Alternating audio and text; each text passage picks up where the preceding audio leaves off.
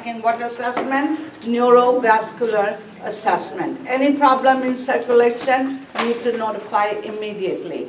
The blood, I said, make a circle, means wherever the blood is, you make a circle around it and see if it's getting bigger. If it's getting bigger, that means patient is bleeding more, then you call the doctor. Are we clear? That is the meaning to circle the area. I will move on, amputation. Patient who has amputation are mostly diabetic patient, poor circulation, or maybe circulation, but most of the time you will see a diabetic patient. And that's why it's very important that you monitor your patient for circulation and also give a good foot care on your patient.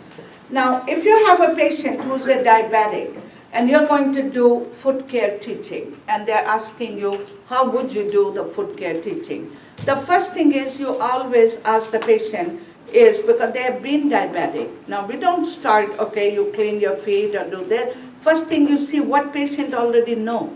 How do you assess your feet daily? Are we clear? So don't always start. Always remember, before we start, we got to assess how much they already know. Then you add in your teaching question. Your questions are going to be teaching and you say, how do you check, how do you examine your feet? And then you continue. And where do you apply the lotion? Do we remember where do we put the lotion on diabetic patient if you're applying? Not to put between the toes and the fingers, and shoes must not be very tight. The water temperature is not too hot. Why? Because they have no sensation. Remember the word neuropathy. Now what else? Who sees the podiatrist? Podiatrist. All diabetic? No. All the nurses are cutting the toenails, straight and across. When do you send the patient? When they have foot problem. When they have poor, yes, there was a time we had all the patient was toenail was cut by the podiatrist. Now no longer, podiatrists don't get paid by Medicare, Medi-Cal, and only they're paid when they're really needed with the doctor's order. Somebody has a ingrown toenails, had a poor circulation, has a blister, there's a problem. Then the doctor will refer and then will be seen by the podiatrist. And question, cutting the toenails, we all should know straight across, and examine the feet, and temperature, neuropathy word. And when you start teaching, assess first what patient has been doing, and then you add your teaching. That's on your teaching question. Next is amputation. Now, what do you do, patient who's coming back from amputation? The risk is bleeding. So what do you keep in the room? Underline the word tourniquet. What do we keep in the room here?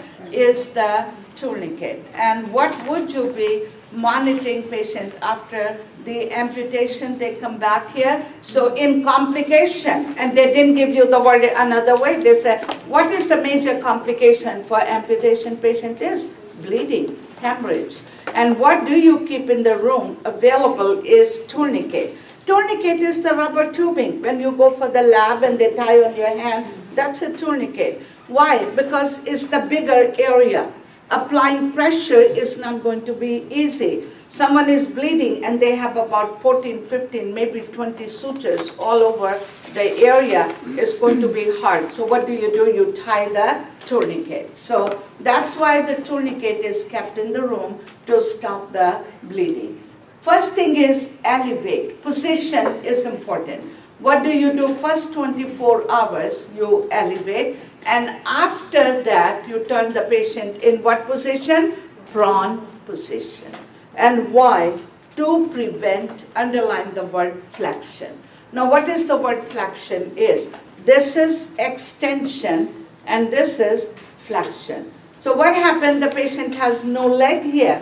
What would happen if you keep in elevating? The legs are going backward, and that word is called flexion. You don't want completely their legs are going this way. If you're going to put them in chair and their legs are like this, that's not good. You want their legs are resting properly on their chair. Very important, first 24 hours, you elevate them to prevent edema. And next, after 24 to 48 hours, you will go prone position. Not only in the nighttime, 2 to 3 times a day to prevent them is what? Flexion. Everyone is okay? Tourniquet, flexion, prone position. And next is phantom pain. What is the phantom pain? R is the pain. Even it's a phantom pain. They're asking, what do you do for your patient with phantom pain? Assess the pain, give the pain medication. But they didn't ask that, and a lot of questions, they asked non-therapeutic treatment. Non-therapeutic. What is the meaning, non-therapeutic? No medication. Then what would be your answer? Underline the word tense unit. We have learned in term 1, when we came in, you guys started in your first and pain assessment, you have tense unit. What is a tense unit is? It's a no medication. It's a small unit. They place it, stimulate the nerve, and what do they block here? I will have you underline tense unit, blocking the pain gate. Your pain is not reaching to the brain. So there may be question, what is non-therapeutic treatment you can give? Then you will go tense unit. If they ask you what is the tense unit is, blocking the pain gate. Now if they didn't give you a tense unit and they're saying patient is in pain, what do? Give the pain medication. Because why? Who perceived the pain is the patient. You can't say it's a phantom pain, you don't need the medication. Now that they're assessing, if you really think who is feeling a pain is a patient. So pain medication is okay if you don't have any other choice, but if they ask you a particular question, what is a non-therapeutic treatment, then you go for tense unit. What is a tense unit is blocking the pain gate. Everyone is all right? And that is important to know for tense unit. Tense unit, I want to highlight phantom pain and tourniquet here. So what are the complications of amputation patients are? Bleeding.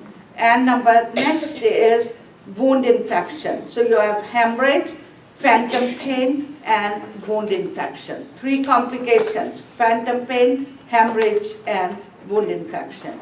What bandages do we apply on the stump? Is the elastic bandage or the ACE bandage? And what is the purpose of using those bandages? Are to shrink the stump, and so the stump can fit in the prosthesis. Everyone is okay with the amputation? Position, important, prone position. Tense unit, everyone should know, blocking the pain center, there's no medication. And where else can we use tense unit? For chronic patients who have chronic pain, they have been using tense unit. So they're not using a lot of medication, but the tense unit is a nerve stimulation, and they have to move the tense unit, check the skin area, and it helps them to control the pain. Now I'm going on complications of fracture. Very important that we all know the complications of fracture. Patient fell, and what are the problems with the fractures are? So what are the complications are here? Number 1 is fat embolism. Everyone should know fat embolism. What is fat embolism is causing here is pulmonary embolism. So make sure we add that. How do you get pulmonary embolism? From fat embolism. And what is the fat embolism is? When the bone breaks, from inside the bone, marrow goes in the blood circulation and is blocking the pulmonary artery and leading as a embolism. Everyone is okay? What is a fat embolism? Comes from fracture. What is fat embolism is leading here? Pulmonary embolism. And what would be pulmonary embolism would cause here is the breathing problem. When does fat embolism occurs? Underline, second line, 48 to 72 hours. And what do you do in your question to prevent fat embolism? Is immobilize your patient. So patient is going to have fat embolism. What do we do? Immobilize. immobilize. So one question they ask you, what do you do first thing when your patient fell? Immobilize. Another question, how do you prevent fat embolism? Immobilizing. So when you immobilize your patient, what are you preventing here is pulmonary embolism. Everyone is okay, fat embolism? Fat embolism leading into what? Pulmonary embolism. How do you prevent fat embolism? Your answer is what? Immobilize your patient. You have in your notes, second line, immobilize. You have in your notes fat embolism. I want you to write down on the top to know what does lead from fat embolism, pulmonary embolism. Okay. Next is third problem, second problem, compartment syndrome. So what are the complications here? Fat embolism, and then you have compartment syndrome. And number 3 is you have, third complication we have here, osteomyelitis. Osteomyelitis. So what are the problem with the patient with fat embolism is pulmonary embolism. So we all need to know, patient fell, what are the risks our patients are going to be? They're not going to die with the fracture. Patient can die with pulmonary embolism. Patient can die with what?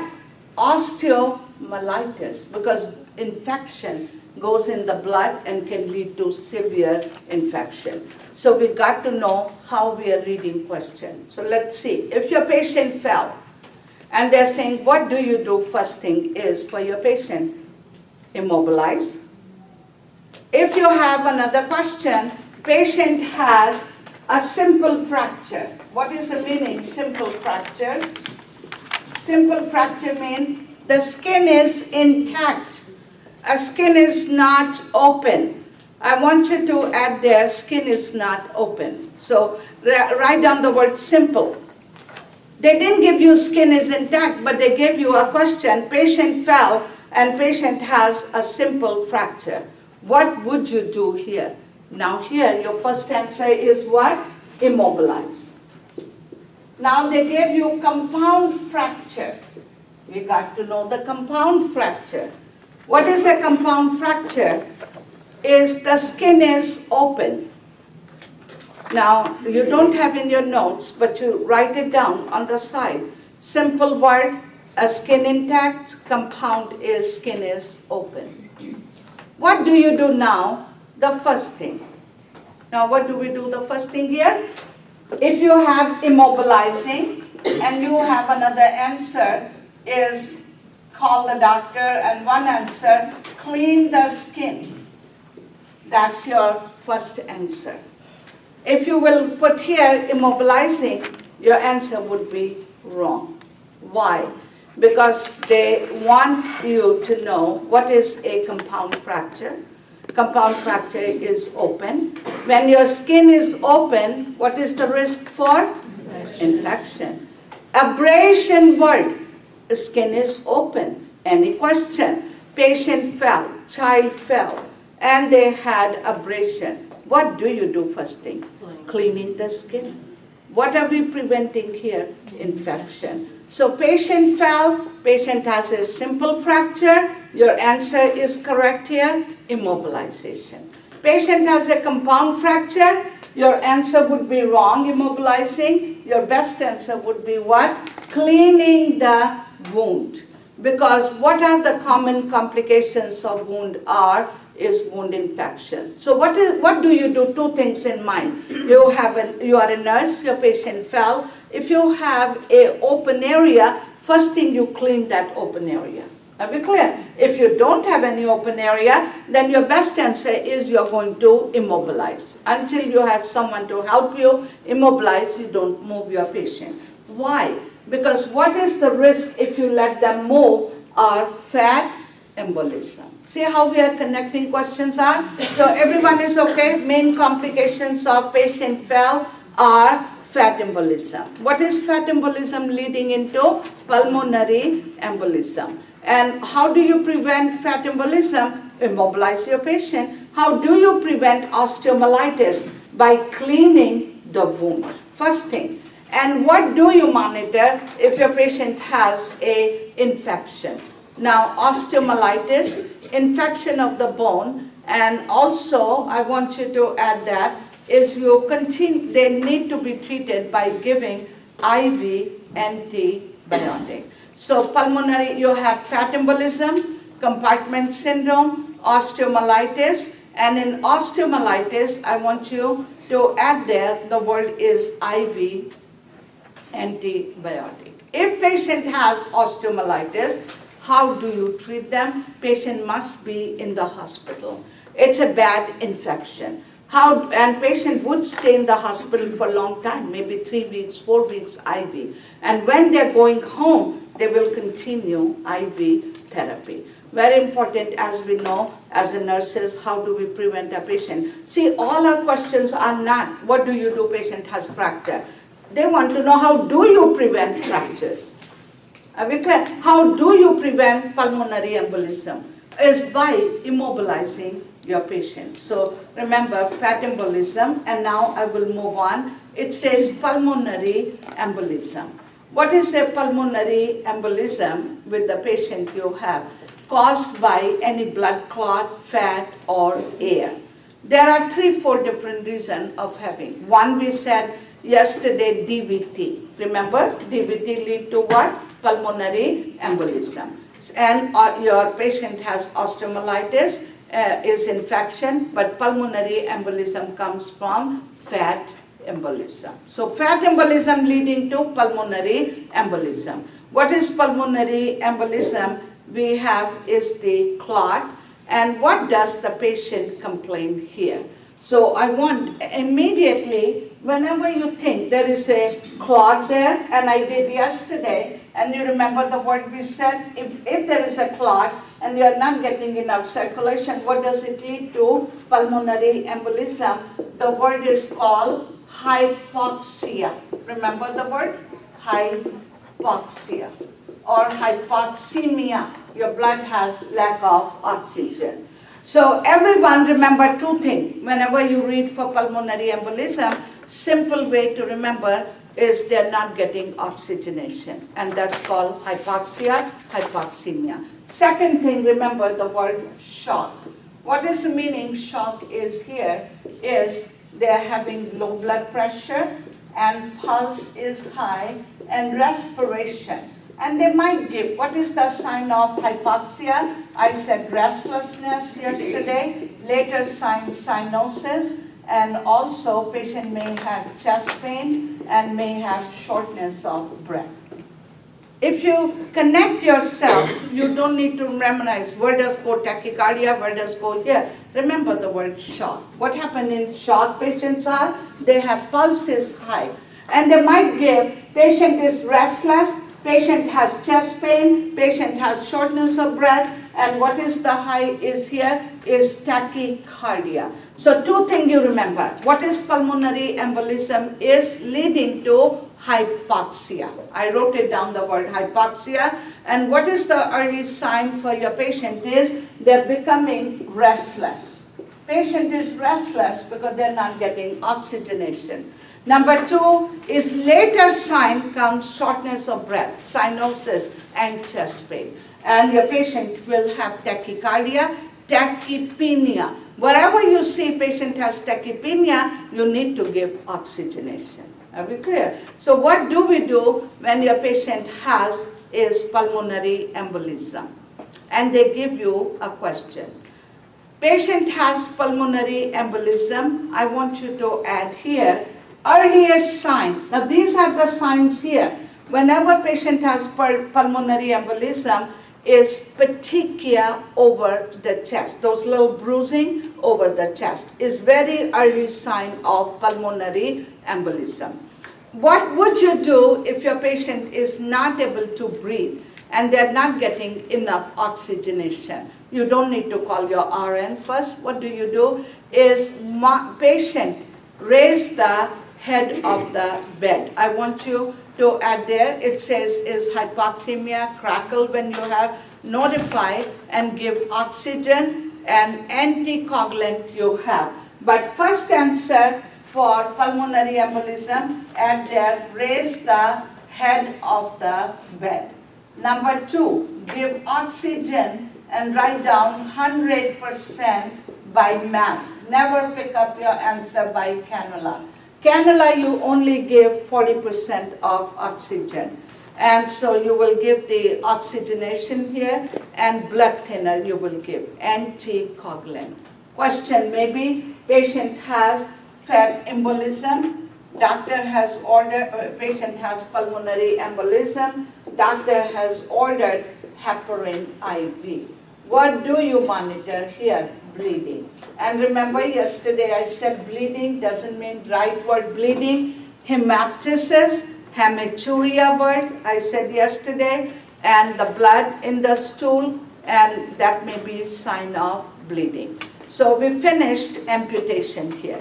We talked about is the amputation, we talked about the patient has a fracture. What do you monitor in your fracture? Is fat embolism leading into pulmonary embolism. How do you prevent fat embolism? By immobilizing the patient. Next is osteomyelitis. What is osteomyelitis? Is infection. How do you prevent infection? Cleaning the wound. Any question, opening area, first priority to clean to prevent from infection. What is the third complication? Is compartment syndrome, and you need to monitor that. Now we will move on hip surgery. On hip surgery, is patient come back. Can you assign CNA to take care of your patient with hip surgery? Can you assign them? Yes, we can assign them, and they take care. And what do you teach them? You're teaching, yeah, it's okay. Now remember, your questions are going to be like that. What would you be teaching that CNA? What is important? Patient is in bed, patient came back from surgery, there's no special care, but only one thing is important, is turning. And what do we use in between the legs here? The pillow. So wouldn't you teach your UAP and CNA that when they're turning and when they're moving your patient, what do you keep? The pillow. And that's the basic thing. Feeding, there's no problem. Doing bed, there's no problem. They can take care of the patient. Sometime, I will be talking a little bit more at the end as we move on, but anything comes in. I said seizure patient, finished seizure, can you assign UAP? Yes. Patient who has a fracture, what is it important here? Abduction, pillow. If they didn't have the word abduction, pillow, what is important here? Keep the pillow between the legs, and that's important. Which side do you turn them? Unaffected side. They can stay on the back and turn them on what side? Unaffected side. And keep the pillow between the legs. Avoid flexing no more than 90 degree. I would say here is 45 degree. That means 90 is too far, but no more than, leave that 90 and add no more than 45. So if they're flexing, they shouldn't be flexing 90 degree like this. Are we clear? So what is the flexion means? When they're bending the knee. They should not be going more than 45 degree. Can they sit on the regular chair? Regular chair? No. High chair is good. Recliner is good. What happened with the regular chair? They're going to bend more, flexion. So don't want regular chair. Recliner is good. Maybe you have a high chair. High toilet seat is good. And also remember the pillow between the legs. Do we ambulate them? Do we ambulate right away? No. They have to be non-weight bearing. Non-weight bearing, they can put the weight. Who will teach them for ambulation here is your physical therapist. So what do you prevent here? One word, everyone remember, flexion. Are we clear? So don't let them flex their knee. And also when you're making their head of the bed elevated, never elevate too high, 90 degree. And don't leave them sitting very high. Why? Because the pressure goes on the hip. So everyone is okay? No flexion 90. 90 is no, but add there no more than 45. Toilet high seat is fine, recliner is good, and high seat is good. Regular chair is not good because what happened, they're going to bend their knee. So what are we preventing here? Dislocation of the hip. Knee is keep the abduction pillow or the pillow. Turn them on unaffected side. That's good. Next is knee surgery patient. When they had knee surgery, what is important here with knee surgery here, that they got to be able to flex their knee. And what do we use after knee surgery is called CPM machine. And what is CPM machine is? Continuous passive motion. What is the meaning passive? Patient is not moving himself. The machine is helping them to do extension and flexion. What is the hardest thing here in the knee surgery would be flexion. Patient can keep the legs straight. What would be the hard for them after surgery is flexion. So if they ask you, what is the care you're doing here? CPM machine is giving flexion. I want you to do flexion and extension is good. But what is your goal? Your goal is to restore complete flexion. Restore means to save or to improve the flexion. Extension is no problem, they will keep it.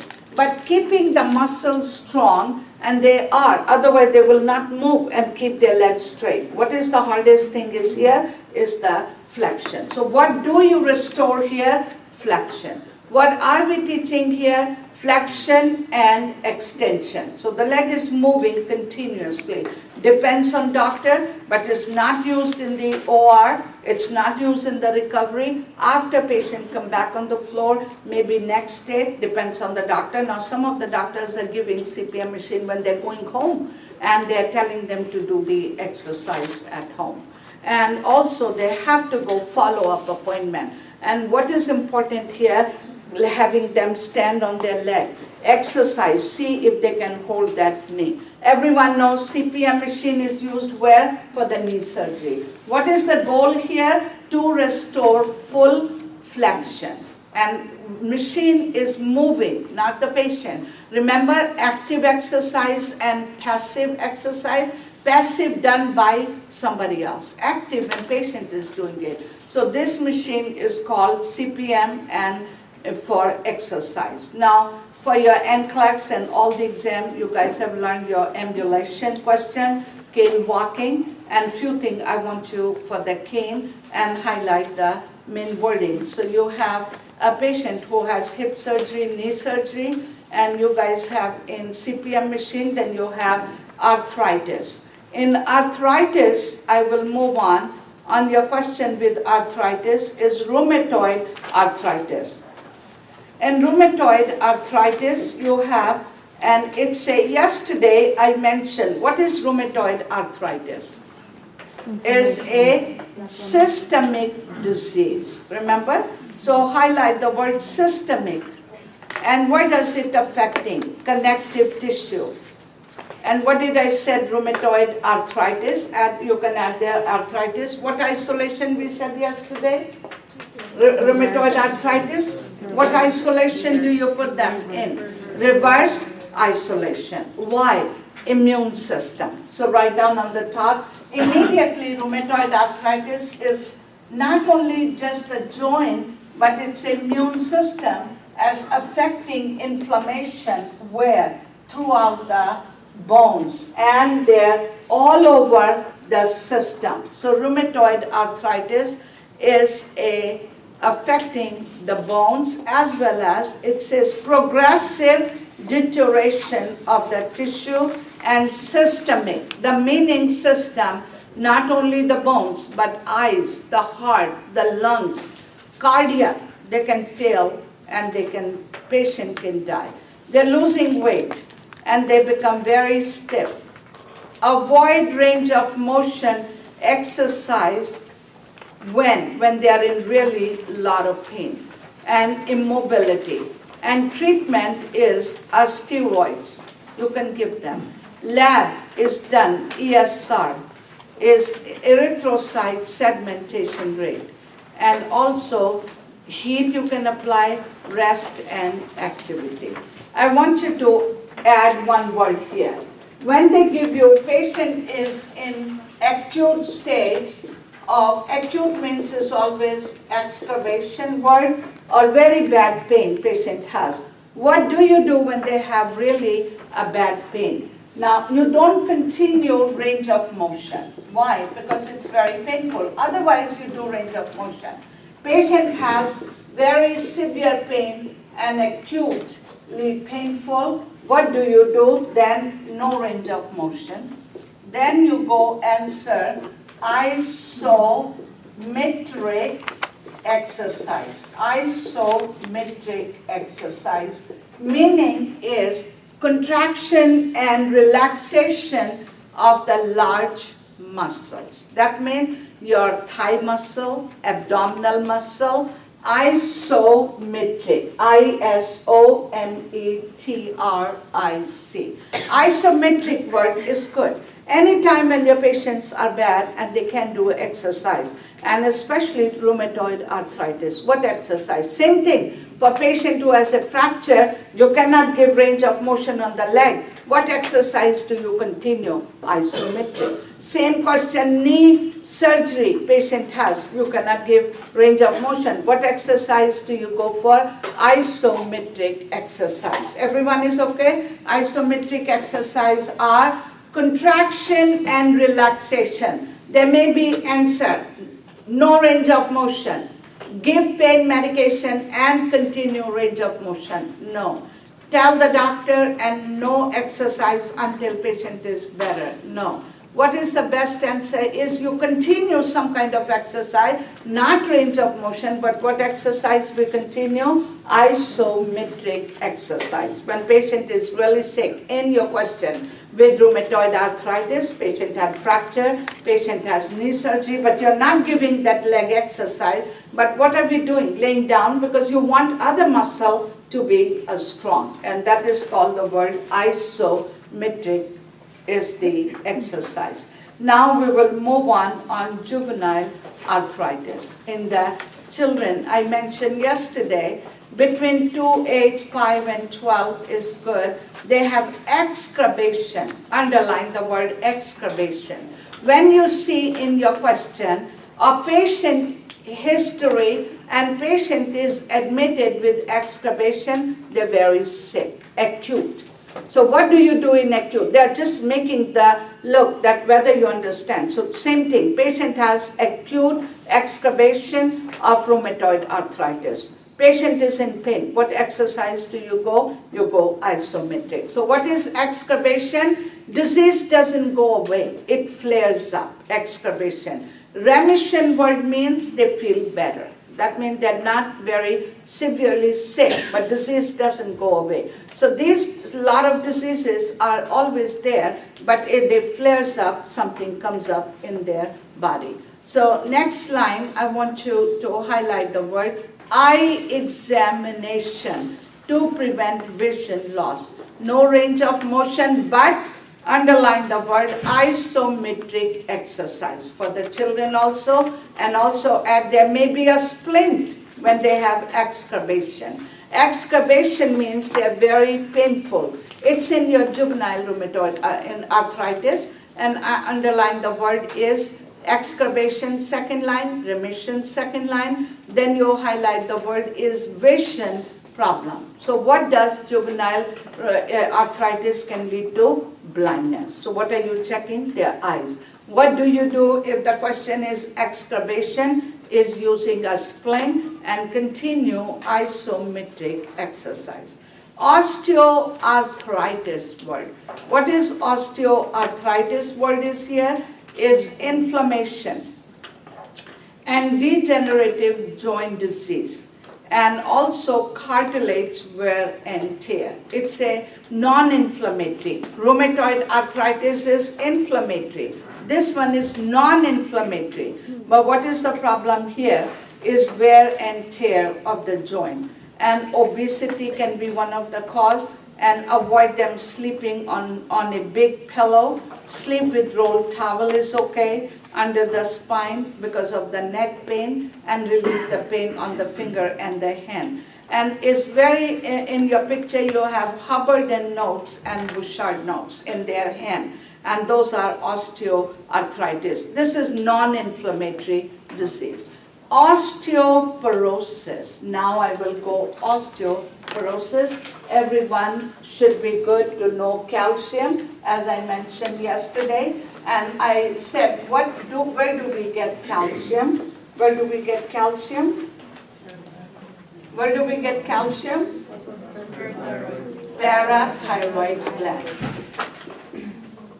So everyone remember your calcium. What gland is? Parathyroid gland. Hyper and hypo, they have two, but just remember the word parathyroid gland. Is producing is what? Is the calcium. Now, what is osteoporosis is? Risk for fracture. Osteoporosis is risk for fracture. So when patient has osteoporosis, now what are the other reasons for osteoporosis or low calcium are? Number one, we are not eating enough calcium. And number two, your gland is not producing enough calcium. So what are the other reasons you can prevent patient from osteoporosis? There are two reasons we all know: diet and your glands. Your gland is not producing, and what gland is that? Parathyroid gland. Now, what are the other reasons we have lack of calcium? Number one, smoking. In your teaching, add there, smoking. Caffeine, coffee, caffeine. Number three, alcohol.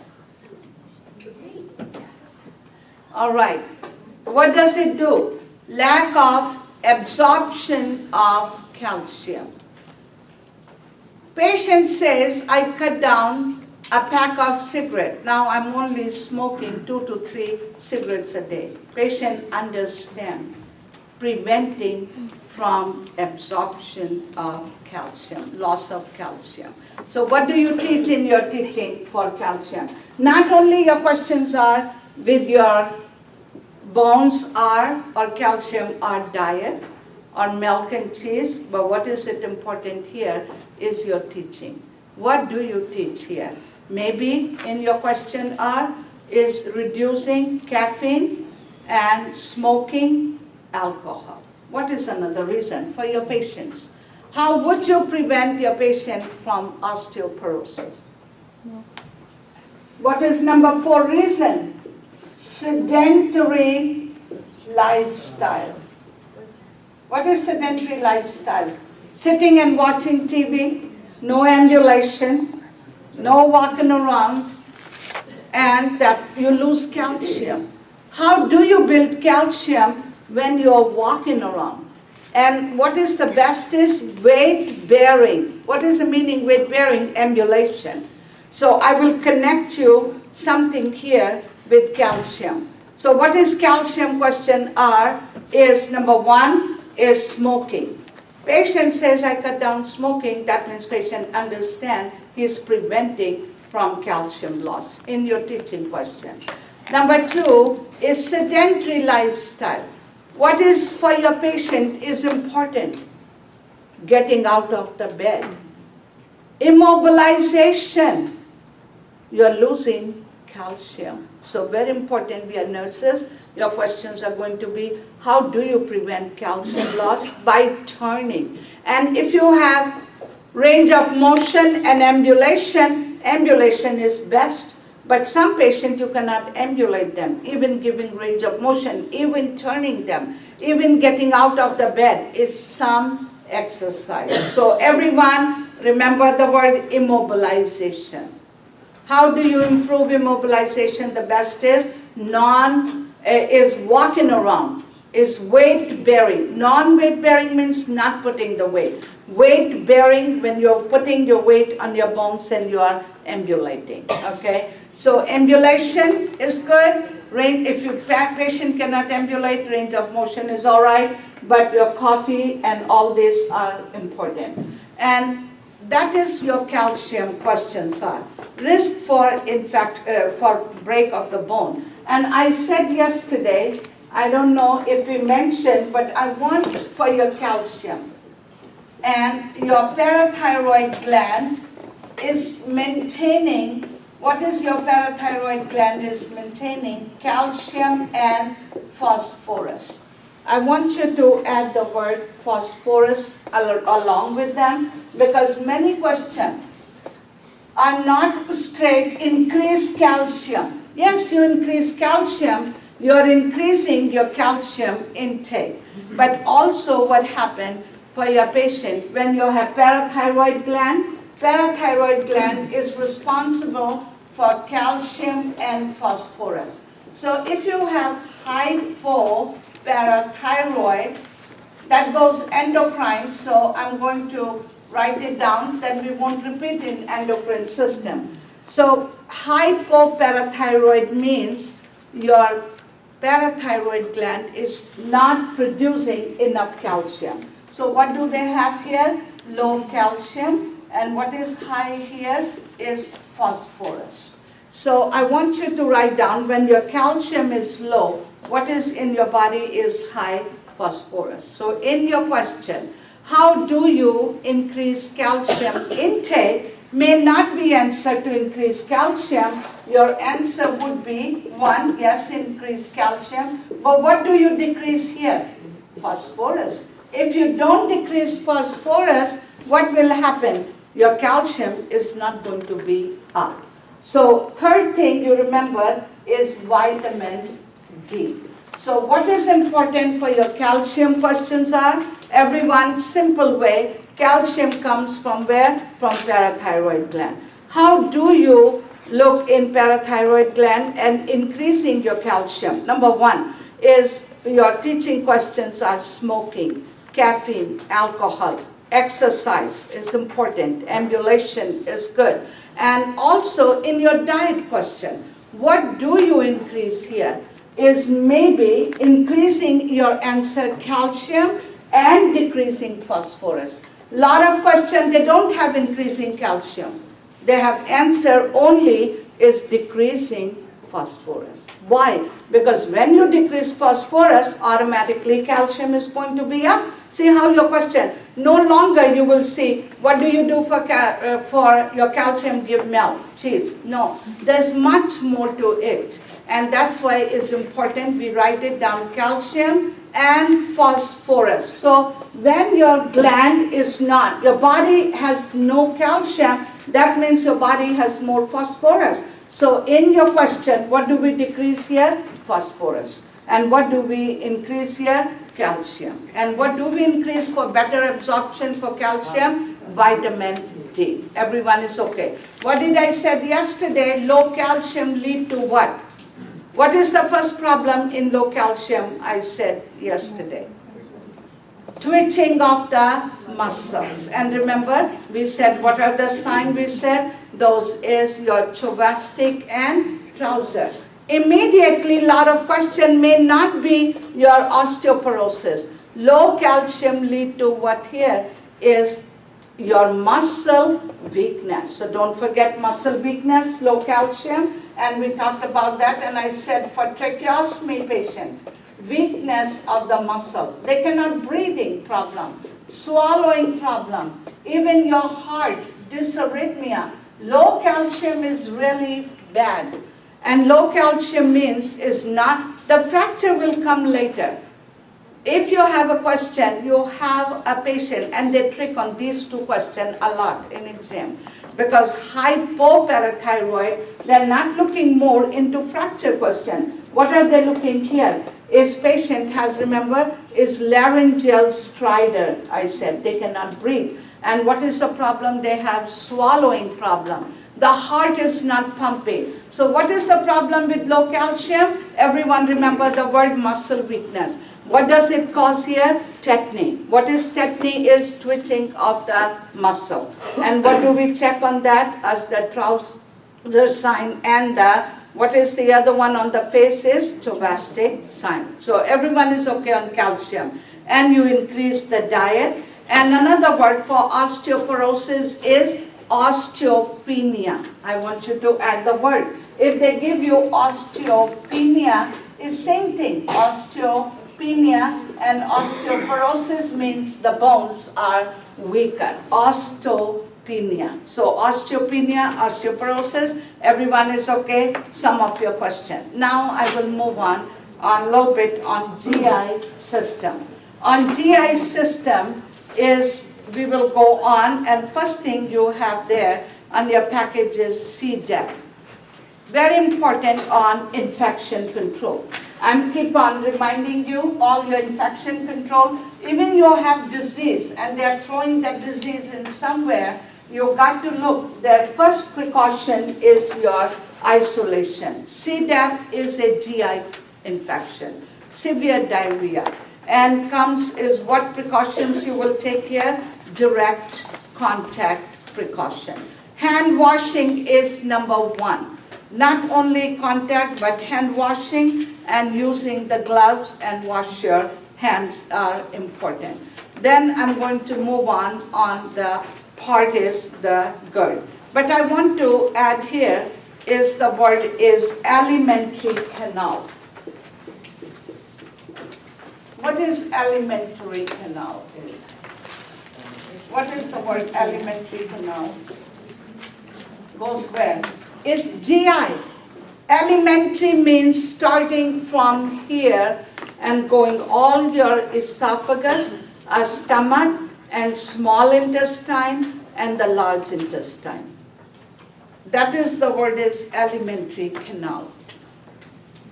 And I want you to add there, for the esophagus, what the food goes where first? In esophagus. So we all should know esophagus is the, after you swallow food, the food is going in esophagus, and then where does it go? In a small, in the stomach, small intestine, and the large intestine. What is in your GI? The whole system is called GI and hepatic. What is hepatic is liver, gallbladder, and what do we have? Gallbladder, pancreas, and the liver. Digestion is helping this all system. Any question? You got to know. Patient has, what is alimentary canal is? Your GI system. And from where? From esophagus, stomach, small intestine, large intestine. Now these days in exams are not only straight questions, but they are going a lot anatomy and pathophysiology. Just one word they will stick in, just to know whether you will know. Now I want you to add there with esophagus cancer. What is one of the reasons for esophagus cancer is smoking and alcohol. So add there esophagus, closer there, write down the word cancer. A lot of questions are on cancers you may see. So anything I feel you should know, and I'm adding that, so just add there. Cancer is common by smoking and alcohol. Now I'm moving on for your GI is, the part is C. diff, we already said. Everyone should know for your test is isolation. C. diff, what precaution? Contact. What is important here? Hand washing. And next is GERD question. What is GERD is esophageal reflexes, right? And the patient feel heartburn. They feel full. And also, what would you do for your patient with GERD question? So what do you do, GERD? The food is coming up. So what is the best position? Elevate the head of the bed. Everyone make sure we all know GERD. GERD is the food is coming up. And in the second line, upright position. Or raise the head of the bed. You have in the second line, raise the head of the bed in both upright position. And eat early. What do you teach patients? Don't eat too late and just go to bed. And what do you cut down the food? I want you to add there is fat. Avoid too much of fried food at the last time, because fat takes a longer to digest. So let me repeat here. Elevate the head of the bed, raise the head of the bed, fat you cut down, and also you will eat very early, not too late, and just go to bed. Small, frequent meals are good. Next thing so everyone knows what is GERD is. Patient feel the food is coming up, and the basic is your small, frequent meals position. You will go for your patient. Ulcer. Second thing I will talk about, ulcer, and you do have is gastric ulcer and the duodenal ulcer. There are two kinds of ulcer, but basic, remember the word ulcer. What are the reasons for ulcers we all know diet can be one reason. Alcohol is another reason. But underline the word medication. Patient who's taking medication or any gastric problem, assess and see what medication are they taking.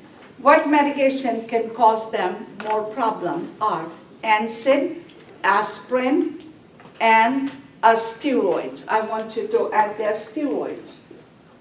Steroids, aspirin. Patient is having GI problem. If they're taking aspirin, you don't want to give them aspirin. Give them something else. And avoid them NSAIDs, any kind of other NSAIDs and steroids. Very important, steroids and aspirin. Second reason for ulcer and stomach problem would be, number 2, infection. And what is the word is infection is called H. pylori. Underline that word, H. pylori. Alcohol we said. And what do you monitor patient who has ulcer? Is number 1, bleeding. And when they start bleeding, the word is called perforation. Now, there are two kinds of ulcer, gastric ulcer and duodenal ulcer. Which ulcer patient feels better when they eat food? There is a difference. Patient says, my pain comes after eating and the middle of the night. They have duodenal ulcer pain. When patient says, I eat food and my pain gets better, that's a duodenal ulcer. So duodenal ulcer is far, and how does it help them? By eating food. And patient says, when I'm eating food and my pain disappears, that's a duodenal ulcer. I want everyone to know one of the reasons for your stomach problem questions are, and you read your question. Patient came with gastritis. Patient came with a stomach problem. What are you assessing? Number 1, what medication are they taking? Have been they drinking alcohol? That can be. Drugs can be. What is another reasons are here? Infection. What is infections are? H. pylori infection. And one another reason I want you to add a stress. The stress causes the ulcer. So a stress, infection, and this. Ulcers are also runs in the family, hereditary. So how do you treat ulcer? How do we treat ulcer? Diet is good. What diet do you give for ulcer patients? Bland diet, not too fried, not hot, spicy. We use the word is what? Bland diet. And avoid all these things, stress in your teaching. And what do you monitor for ulcer? The word is perforation. What is perforation means? Bleeding. They don't use the word bleeding, they will use the word perforation. And when patient is bleeding, they're going into shock. And that would be on your ulcer question. I did yesterday one drug. in your package. And I said one of the drug was Flagyl. And I said no alcohol. Remember that? And that is Flagyl. Flagyl is used to treat ulcer. And what do you teach patients who are taking Flagyl? They can take any alcohol because they can cause severe attack on central nervous system. So ulcer questions are your teaching question. And what is GERD is? Raise the head of the bed. Ulcer, avoid the stress, the diet. What do we have in our stomach? What do we have in our stomach? Acid, very good. And what else do we have in our stomach? Bacteria. What else? Intrinsic factor. What is intrinsic factor does? Absorb vitamin B12. And what happens if you have a stomach problem? You are having what? Pernicious anemia. Are we clear? So everyone remember, when they give you a question, patient has chronic gastritis. Immediately, we should know, they may ask, what do you monitor patient who's having a stomach problem chronically? Number one, pernicious anemia. Why? Because they are not absorbing B12. Everyone is okay? What do we have in our stomach? Intrinsic factor. What is intrinsic factor? Is absorbing vitamin B12. You have ulcer, ulcer perforated, and what is patient is going into? Pernicious anemia. Before I move here, I want you to remind you, maybe questions on patient, they have gastrectomy. What is gastrectomy? Now, patient who's having ulcer, you are treating them with diet. But what happened when they start bleeding? They got to do the surgery. And what do we do the surgery? They cut the part of the stomach and they anastomosis with the small intestine. And that is called, one is called gastrectomy. I don't know if you guys remember the word Billroth 1 and Billroth 2. There were two surgeries you might have done, you may not remember now, but that's okay. But I want to mention you guys, if you see a question, because you got to know the wording. Patient is returning after gastrectomy. Now gastrectomy is, again, stomach surgery. If they're saying Billroth 1 and Billroth 2. What is Billroth 1 and Billroth 2? In Billroth 1, they cut the stomach. It's called gastroduodenostomy. They have attached the stomach with what? Duodenum. So I will write down just the word gastric and duodenum. Here, gastric, they cut it and join with jejunum. What are the two parts of your small intestine? We have duodenum and jejunum. So the name they gave, Billroth 1 and Billroth 2 for stomach surgery. They gave you a question, patient is returning after Billroth 1 and Billroth 2. What does it mean? They have cut the stomach. Stomach has become small. And they have joined with the small intestine. And so what happened? Usually when we eat, our food stays in the stomach. But what happened here? The stomach is very small. Food quickly is passing. I know you guys might have heard the word dumping syndrome. And dumping syndrome comes when? After this surgery. And what pernicious anemia comes? After this surgery. So any question, your patient has stomach problem, patient has gastritis, patient has cancer, keep it in mind, you're looking for what? Pernicious anemia. And if they're giving you these questions here, patient coming back. Now, they gave you two wording, and I'll attach here. Patient returns after Billroth 1 and Billroth 2 surgery. Immediately we know what? They have small stomach. Patient come back after surgery and they have cut the stomach. Are we going to give food to that patient? No.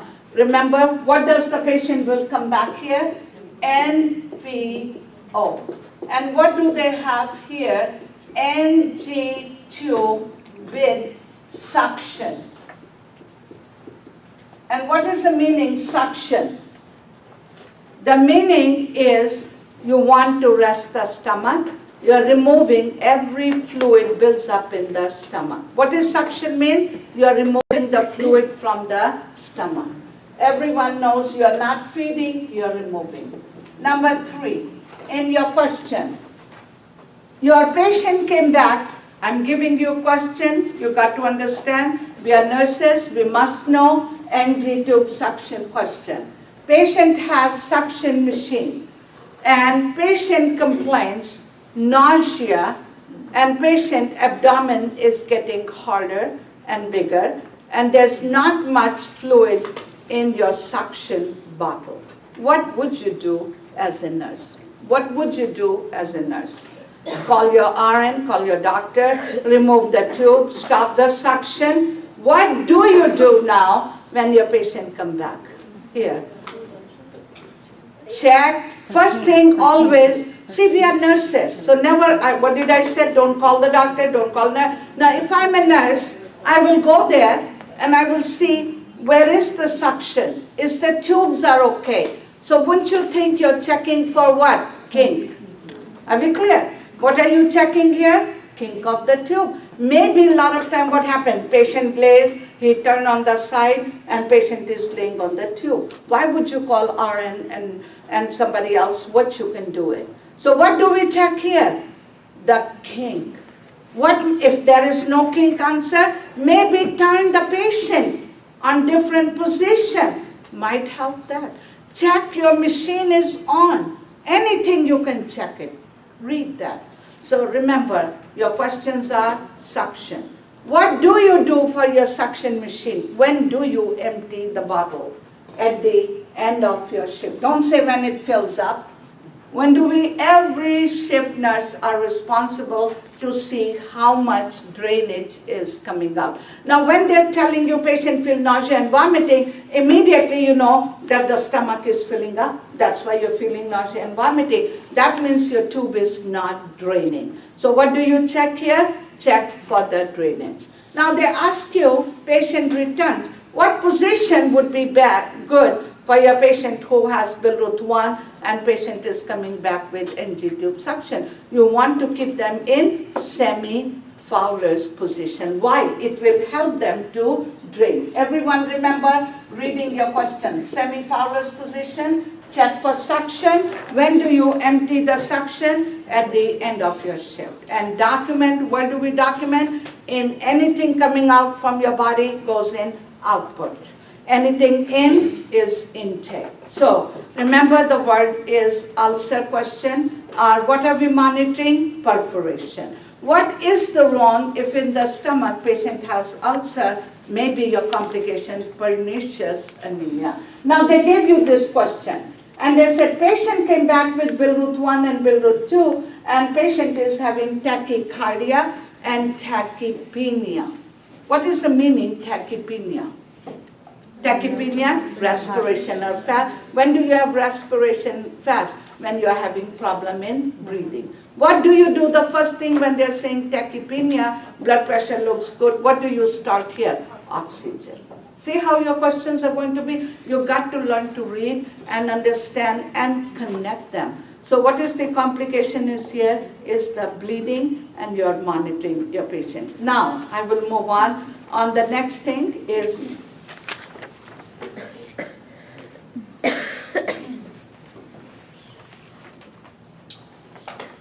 okay, that's fine. Okay. So next is we have here with the patient with liver cirrhosis. Number 4, we have liver. And where is the liver is here, is underneath third line. Everyone should know. Our liver is on the right side, right hypochondriac region. So where is the liver? Right hypochondriac region. Maybe on your question, a lot of positioning. So liver is on the right side. Now what happens when patient has liver problem? Is first line, liver cirrhosis. What is one of the reasons for liver cirrhosis is? Alcohol. Number 2, I mentioned yesterday, right side Heart failure can also lead liver problem, and infection can lead. Next is, I want you guys to know on liver cirrhosis, they are bleeding. Everyone remember one word, they're bleeding. And why they're bleeding, liver is portal circulation. Portal means liver. Portal circulation, and they ask in the question, what is the reason patient is risk of bleeding? Because is increasing portal hypertension. So we use the word portal hypertension. Portal hypertension. So write down on the side, bleeding. Without even looking in your books, we must know, patient with liver cirrhosis, they're bleeding all over. They have liver circulation, and because the liver is damaging, is causing portal hypertension. And when the blood vessels are overloaded and tension, it leads to bleeding. Not only they're bleeding in esophagus, they're vomiting blood. They're having melena in the stool. Now, if they give you a question, I will just say, you are a nurse, you are admitting a patient who's having hematemesis. Hematemesis means vomiting. Number 2, melena is in the stool. What system are you assessing? GI and hepatic. What are the 2 reasons for bleeding here? Is ulcer. What is second reason for bleeding is here? Is liver cirrhosis. Everyone is okay? 2 reasons for bleeding is here, vomiting and stool blood. You have melena, is liver cirrhosis and ulcer. So patient comes in and they're asking you, you are a nurse and you are melena, patient is having vomiting, patient is bleeding. What assessment are you going to do? You're going to say GI assessment. Next is, in your liver cirrhosis, one thing I said the word is they're bleeding, esophageal bleeding. When they're bleeding, what do they use for them? Is a tube. It's called Blackmore segmentin catheter. Underline the word acetaxis. When I'm saying acetaxis, I want you to write down the word neuropathy. What is the word neuropathy? Is the nerves. Nerves are damaging. Patient has liver cirrhosis. What do you monitor is neuropathy. Everyone is okay? And what is acetaxis word is? Flapping tremors. The meaning is, what is flapping tremor? If you tell the patient to keep the hands straight, they can't keep it. Their hands are going like this. They're moving like this. It's called non-rhythmic flexion and extension. Me and you, we can keep our hand. That's extension. When we say flexion, we go. But patient who has nerve problem and liver cirrhosis patient, what are they damaging? They're damaging the brain. I will move on brain and encephalopathy, but everyone remember in your question. Patient is admitted with liver cirrhosis. What are you monitoring? Neuropathy. Are we clear? What is neuropathy means is their nerves are damaged. Acetaxis word is flapping tremors. They can't keep their hands straight. You ask them to keep and they're going like this. Their hands are moving and that's called flapping tremors.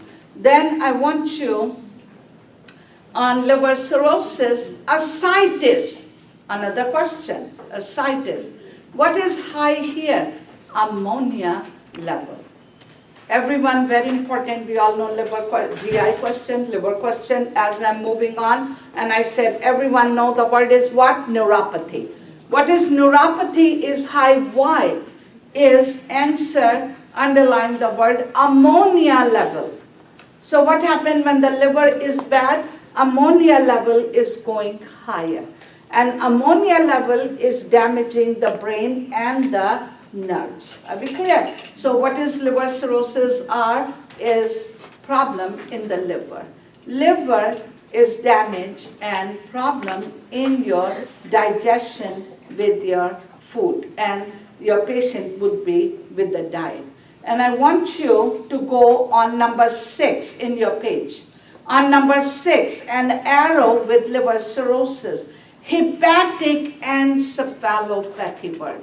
That goes in liver. Patient has, number 6 on your page. Hepatic encephalopathy means is affecting the brain. And don't give patient. Question, patient wants to eat steak. You don't give steak. High in what? Protein. Write down the word protein. So what diet do you cut down when your patient has liver cirrhosis? Protein. Patient wants to eat more protein? No. And why you're cutting? So your question, patient is admitted with encephalopathy or neuropathy, means is affecting the brain, affecting the nerve. What diet do you cut down here? Protein. And underline the word is monitor for patient with 8-ounce hepatitis, as you do with the bowel. Hepatitis A is, I want you to add there, is what precaution you have? Contact precaution. Hepatitis A. On the side, there it says, so I want you, any question? Hepatitis A and E is contact. Hepatitis B and C and D is standard precaution. What is standard precaution? Because it's from blood. So when you are coming in contact with blood, you got to wear the gloves. So I will repeat if you can see it. Hepatitis A and hepatitis E, what precautions you will go here? Contact. What is contact? Why hepatitis? It's going from hands and mouth, food, contamination is leading hepatitis A. Hepatitis B and C and D is what precautions you will have? A standard. Why? Because you don't see blood all the time. So whenever you are coming in contact with the patients, when you're drawing blood or any needle stick you're going to give, you wear the gloves. Everyone is okay on that? Let me repeat. Before I move on, very important, I want you guys to understand liver cirrhosis. Liver cirrhosis patient has what? Bleeding. Second thing I said, encephalopathy word. And encephalopathy word, you can stop now.